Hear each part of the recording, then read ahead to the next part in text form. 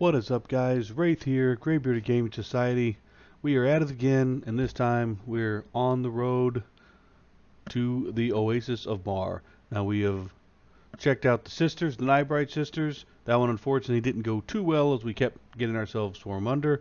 Had a pretty good run of beating up some bards, well, a bard repeatedly out in the Karanas, and now it's time to check out one of the other very classic zones that people used to go to all the time for experience in this level range, and that will be the Oasis of Marr. Now, I was warned kind of ahead of time that apparently it has changed a little bit since the last time I've been here. Again, it's just been that long since I've really been to these old zones, but we're going to head that way. We're going to see what kind of trouble we can get into, see if it's what we remember from back in the day, and see what kind of fun can be had.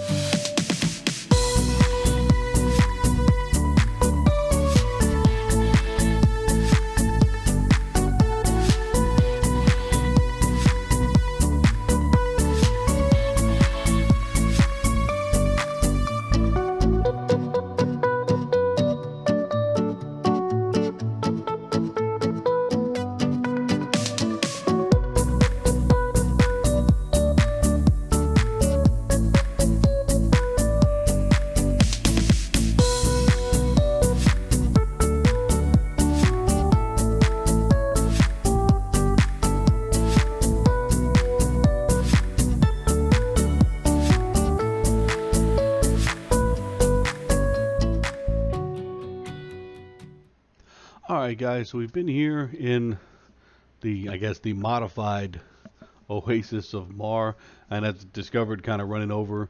You know, it's not quite the same as it used to be, where you used to go North Row, Oasis of Marr, into South Row, three separate different zones.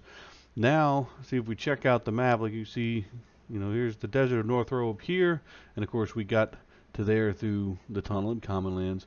You know, you run southbound, and basically now, the area we're in now used to be the Oasis of Row pretty much by itself, which is areas up at the top here. You know, a lot of beachfront real estate. You know, got your little magic pond out here in the middle. I haven't gotten too brave to get out there, obviously. And then when you go down below here, right, now you've got your classic, what was classically South Row, big desertly area. You know, your wizard spires and every druid rings and everything are way down there.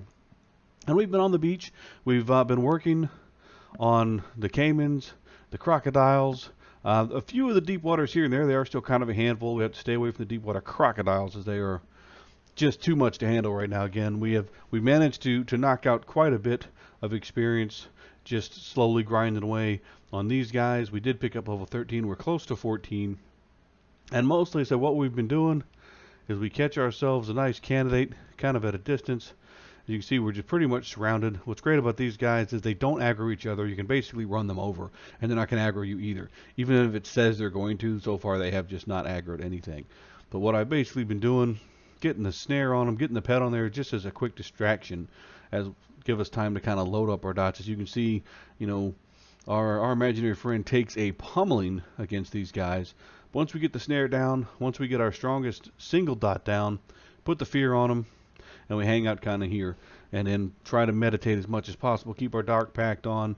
You know, we can't sustain ourselves indefinitely using expensive spells. When I was at just about full mana when we started, and as you can see, just one round of hitting, fear and a snare, and then our biggest dot, knocks us down, decently low. And we did get the ding, which is nice. Now, the other thing that we've been able to do here is on some of these smaller guys, what I've kind of been able to do is use our smaller dots. And I've been kind of experimenting here with the kind of spell selection that I'm using. And what I have kind of figured out is obviously we're in it for about 100 mana right out of the gate. If we're going to do a fear kite, right, we're going to fear, we're going to snare, and that's right about 100 mana. Now, Heat Blood is 88 mana, and it's going to do, like I said, as you saw in the last one, it's going to do pretty good damage. I mean, it was ticking along at about 31 damage a tick. When you combine that with the snare, you're going to get, about 42 damage every time it kicks over.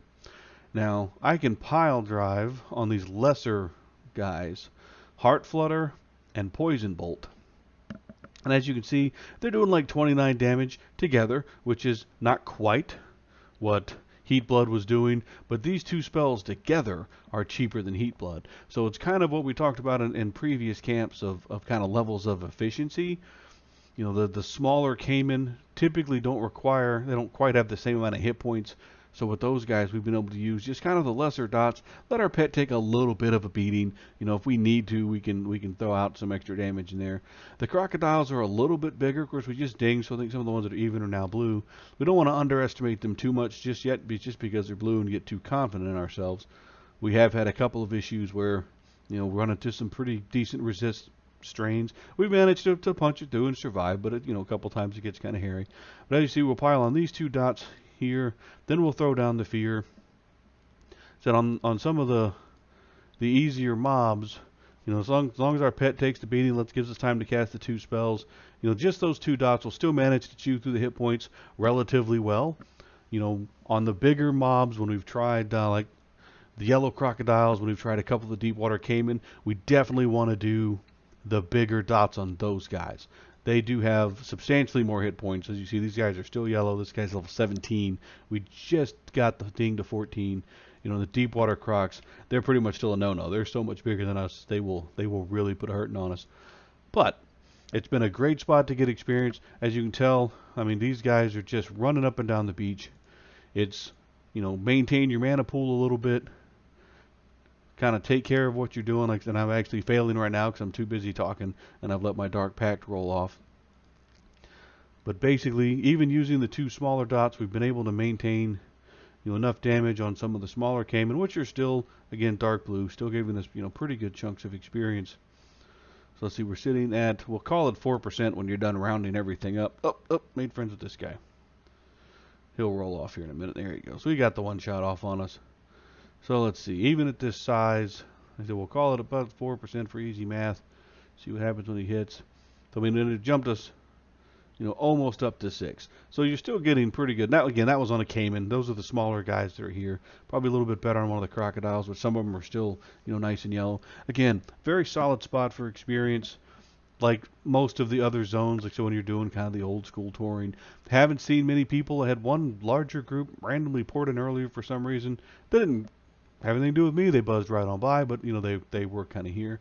Now, one of the things I will say for the people who are thinking about following along or kind of following along, at this size, lower, you have to be careful getting too far off the beach, and I'm putting myself in a pretty bad way, honestly, just walking up here, because what you run into in kind of short order up here, when you got the zombies, you got the ghouls, they're no huge deal. One-on-one, we can tend to kind of take those guys. The problem is, there's a yellow ghoul, and you're going to run into some of the dry bone skeletons out here. Those guys are a handful. They're casters. They will spam nuke you. The little madmen are just irritating more so than anything else. But if you're not paying attention, you can quickly get outnumbered out here if you're not careful. And again, you get the wrong timing of a dry bone skeleton. There's also a named mummy that paths through here. So I have been keeping it down at the beach where it's safe for somebody my size. And again, these guys, they don't mess with me at all. I mean, I can run right over this dude. He's not going to do anything at all. So, I mean, very safe when you're down here on the beach. None of the big stuff seems to get down here and get in our way. and we've been able to just merrily pick these guys off. So here's one with the heat blood. We get the snare, we get the heat blood. Again, still going to be our heavy hitter for one single dot. It's going to do more damage than the other ones. Get the fear on him. And generally for some of these guys, that is all she wrote. Now, if fear breaks a little early, you know, you might have a little problems here and there. But I've been trying to make sure I maintain, you know, a little bit of mana over the top, so I have something to fall back on in case things do go sideways. But so far, like I said, even if it breaks, by the time they're that far out, you got the pet thumping on them all the way back in. You got the dot ticking away. Because here he comes. He acts like, but nope. They get below that 20% mark, and they change your mind. So again, very good spot. You know, old school wides. Again, the folks who've, you know, back in Classic, back in Kunark, back in Velas, before they changed, I guess, whenever they decided to do that. You know, this was a very populated area. We'll do a little bit more exploring probably on the other side, somewhat down the road. But a good camp, good experience. Like I said, we've managed to hammer out. I think we were 12 and a half-ish, I think, for when we left Misty earlier. You know, again, that's a good camp. This one is way more active. It's basically as fast as you can pull something, you're going to have something there to be able to fight. So long as you kind of manage the mana pool. Again, once you kind of fall into a little bit of the, you know, what's the more efficient combination per which target that you're kind of working on, makes it a little bit easier to keep things running. Makes sure you keep your Dark Pact going. But you know, past that, even if you do run out of mana, you need to just cop a squat and chill out for a little bit. We were up. Guess we could always turn Tom back on the pet. We've kind of been leaving it off. This guy's going to make a bit of a nuisance out of himself. That's cool. We'll just... Oh, nope, he'll die before we get the leech off, so we'll be fine just sitting here. Now, one of the things you notice I did do real quick, I'm not going to talk about it too much, is I've started to try to set some of the loot filters on the auto loot a little bit, so the window just pops up and pops away. As you can see, we've been here for a while.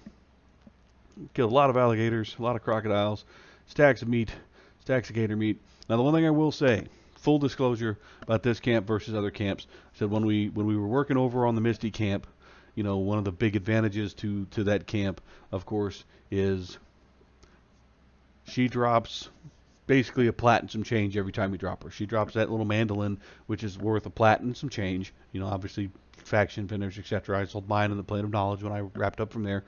But you got to plat and some change every time. It's a little bit better than a crack staff. 0 little weight. You can load up on those things. You know, and it is, if you want a laid back, kick back camp in the middle of nowhere, that's the place to go, right? This camp, you're going to get more experience. You're going to be able to kill more things the better you are at managing your mana pool, keeping your Dark Pact rolling, making sure you pick good targets. And obviously, I know you can have, you know, a run of bad resist and things like that happen. We're going to pull this yellow guy here, get the pet run on him at a distance. You know, obviously bad things can happen. The big thing is just to be able to recover from them, right? So far, we haven't kicked the bucket. We've had a pretty good run. Again, we've also stayed on the beach where it's safe because I've watched all these guys roam up. But you're not going to make the cash out here. You're just not going to do it. Now, I'm sure this gator meat will sell for a little bit, but I'm seriously doubting that I'm going to even pull a whole plat for these stacks that we already have. Now, this one dropped off at Deepwater. Honestly, not 100% sure what it'll sell for. If anything, we'll kind of take a peek later. And since he just showed up and we can see him from here, our kite's going well. He is feared and running. Pet's going to beat him to death. But right up here, see along this ridge line, got some zombies, got some desert madmen. They're no big deal. And then right in the middle, dry bone skeleton. He cons in at level 19. That guy would pretty much bury us before we'd even know what happened. That's one of the reasons I've been staying down here. Again, we obviously know I'm not trying to take a deathless run, but I've taken enough free ports in the last couple of days, so I think I'm going to sit here for a little while longer. But again, it's a good spot, classic spot. If you want to be somewhere out of the way and left alone, you're kind of following along, you know, it's not a bad spot to be. And I think with that, like I said, you saw us pick up one level. We're merrily marching along here. We're going to see what we can pick up here. Maybe go back to Misty, trying to decide, you know, on the money aspect. I might have to jump through POK just to kind of get a feel for what the cost of my next level spells is going to be. Do I need to start worrying more about farming, or can I just kind of keep pushing through with levels? Because again, we're not in a super hurry. You know, the bigger we get, the more adventures we can do. You know, looking forward to getting the 20s, mid-20s kind of areas so we can try to hit back some of these places. You know, maybe befall and work our way down. You'll see about some of the classics, armor, dagger of Marnex, if it even still drops. Again, I haven't really done my homework on all the kind of classic items. But little things like that. We'll just kind of see how we do and what adventures we can get into. But with that said, I'm going to camp out here on the beach. I'm going to beat down some, walking luggage and see how much closer to 16 we can get in our next good round of spells. And until then, or until next time, I should say, I hope everybody has a good night. Here is the modified Oasis of Marr camp, which is a pretty good spot, highly active. If you're following along or you have the interest, by all means come and check it out. You'll probably have the place to yourself just like I do, which would be a good time. I got this one going on one screen, a little movie going on my tablet on the other. It's, nice and relaxing, just like old school EQ needs to be. So hope everybody had a great night. Hope you enjoyed watching. Remember to leave comments down below if you can think of any other places you'd like to try to adventures. For us to try adventuring in, or mobs you'd like to try. Try to leave the level range if you can, or I can try to look things up. But until next time, we will see you guys later, and hope everybody has a good night.